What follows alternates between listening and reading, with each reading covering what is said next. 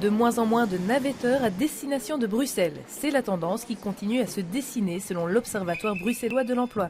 Et cela en étonne plus d'un. Je pense qu'il y en a quand même beaucoup encore. Il y en a de plus en plus, j'ai l'impression. Regardez autour des stations, autour de Bruxelles, dans les gares, il n'y a plus de place pour mettre sa voiture parce que de semaine en semaine, presque, il y a des gens qui viennent, qui parquent leur voiture là et qui prennent le train vers Bruxelles. La SNCB s'étonne également, elle qui adapte son offre à la demande des voyageurs qu'elle analyse sans arrêt. Sur base de ces éléments et d'autres statistiques, la SNCB décide de renforcer son offre. Ça a été fait en décembre de l'année dernière. Nous avons mis 8 trains supplémentaires de Nivelles vers Bruxelles. Nous avons également renforcé l'offre durant les heures creuses parce que même à ce moment-là, on a estimé que c'était important de développer la mobilité pour les personnes qui souhaitent venir à Bruxelles, mais aussi pour les Bruxellois.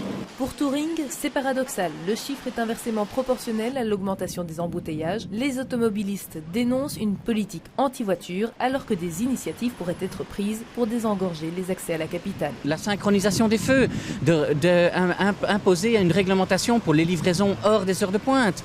Il y a les ramassages d'immondices, il y a le covoiturage qui est de plus en plus populaire et qui devrait pouvoir utiliser les sites propres qui sont réservés à la STIB. Une des explications principales serait que de plus en plus de Bruxellois travailleraient à Bruxelles.